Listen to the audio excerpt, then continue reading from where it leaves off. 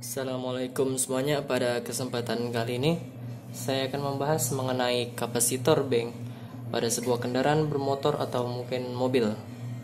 Apa itu kapasitor bank? Kapasitor bank adalah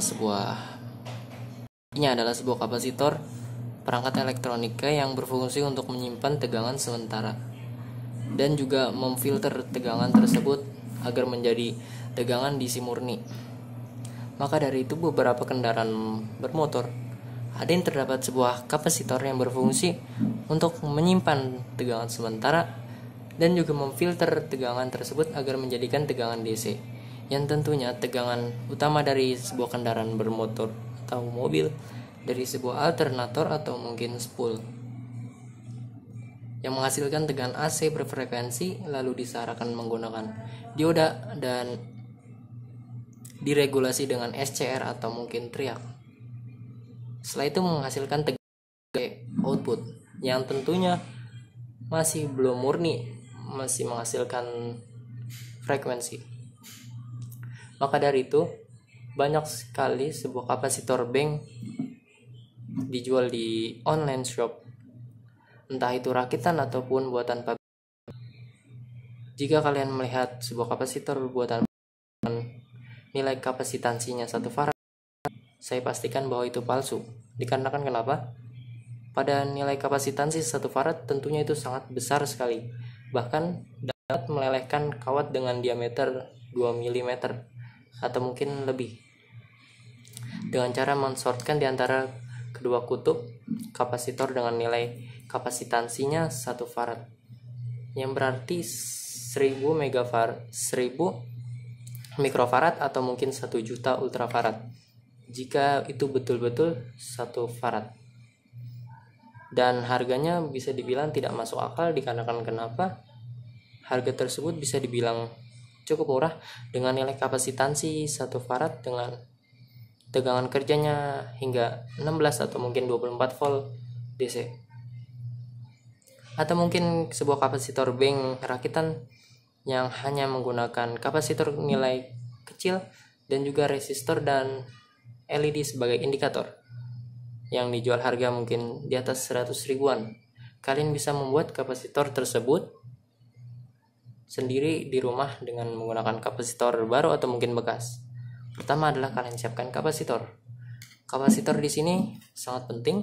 Untuk tegangan kerjanya minimum adalah 16 volt atau serendah-rendahnya adalah 25 volt atau mungkin lebih baik 100 volt. Tentunya yang dikejar adalah nilai kapasitansinya. Kalian bisa memakai nilai kapasitansi di atas 1000 UF atau di atas 1 mikrofarad, atau mungkin lebih baik, lebih besar kapasitansinya pun lebih baik untuk menyetabilkan tegangan pada sebuah kendaraan bermotor tersebut. Mungkin ada klaim di mana kapasitor bank mampu meningkatkan performa atau mungkin yang lainnya.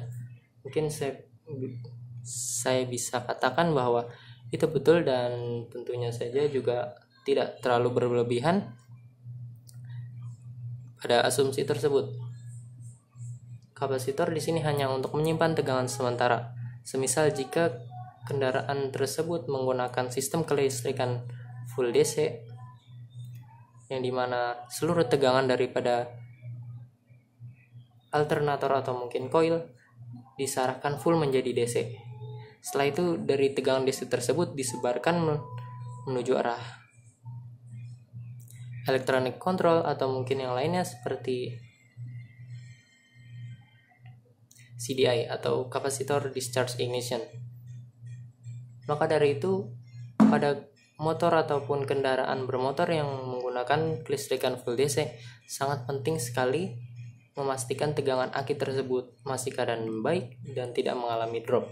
Dikarenakan kenapa? Jika aki tersebut drop, maka sangat beban sekali pada area alternator dan juga kiprok tentunya, yang menyebabkan ketika stasioner ataupun langsam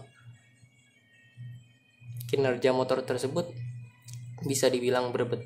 Apalagi yang menggunakan sebuah injektor, mungkin dapat merusak sebuah full pump atau mungkin solenoid pada area injektor.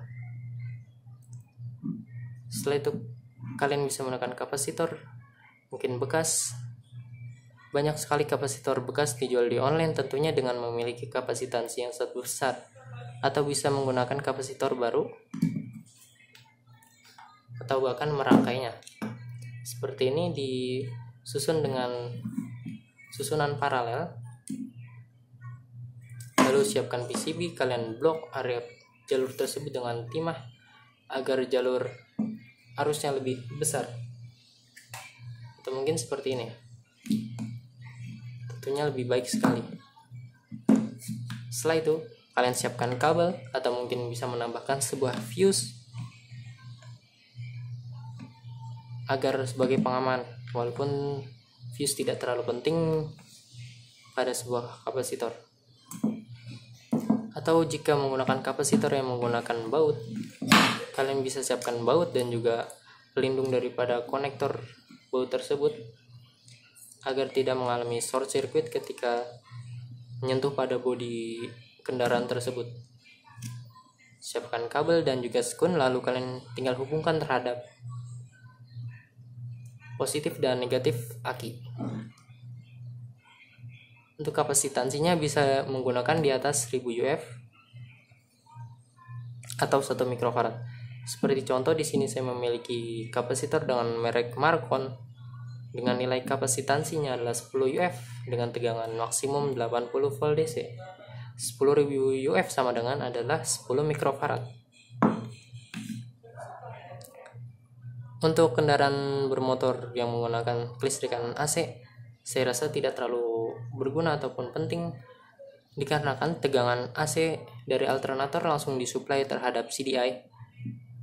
Berbeda dengan kelistrikan full DC di mana CDI tersebut terdapat sebuah mungkin mini inverter yang berfungsi untuk membangkitkan tegangan hingga kurang lebih sekitar 300 volt DC. Maka dari itu diperlukan tegangan DC input yang sangat stabil dan sangat murni. Walaupun tentunya dalam pengisian sebuah aki tidak dibutuhkan tegangan DC murni yang bertujuan agar memperpanjang masa atau usia aki tersebut. Oke, di sini saya akan mencoba merangkainya dan di sini saya mengaplikasikannya pada sebuah motor.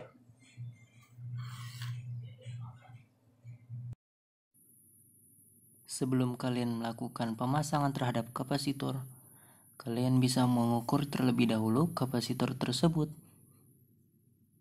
Seperti contoh di sini kapasitor Nippon Semicon. Kalian bisa mengukurnya menggunakan multitester digital yang terdapat pilihan atau fitur pengukur kapasitor atau kapasitansi, dan juga mungkin pengukur ISR atau internal resistansi pada kapasitor tersebut. Atau kalian bisa menggunakan alat LCR meter, berfungsi untuk mengukur kapasitansi dan juga nilai resistansi internal kapasitor tersebut. Atau mungkin multimeter digital lainnya yang memiliki fitur pengukuran kapasitor atau kapasitansi.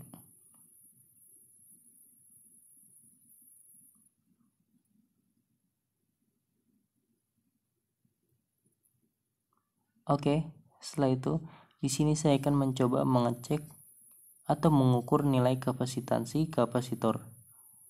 Sebelum itu, kalian sortkan terlebih dahulu kutub positif dan negatif agar tidak merusak pengukuran kapasitor, multimeter atau mungkin LCR meter. Setelah itu hubungkan prob positif terhadap kutub positif dan prob negatif terhadap kutub negatif. Setelah itu nanti akan menunjukkan nilai kapasitansi pada layar multimeter atau multitester. Berapakah nilai kapasitansi elko atau kapasitor tersebut? Jika nilainya melenceng jauh, semisal 6.000 menjadi 4.000, maka kapasitor tersebut sudah dipastikan jelek. Di sini terbaca kapasitansinya adalah 4,67 mikrofarad atau 4600 UF, yang menandakan bahwa kapasitor atau kapasitansi kapasitor tersebut sangat baik dan sangat bagus. Oke, ini adalah salah satu motor yang menggunakan kelistrikan full DC. Di sini saya memberi kapasitor.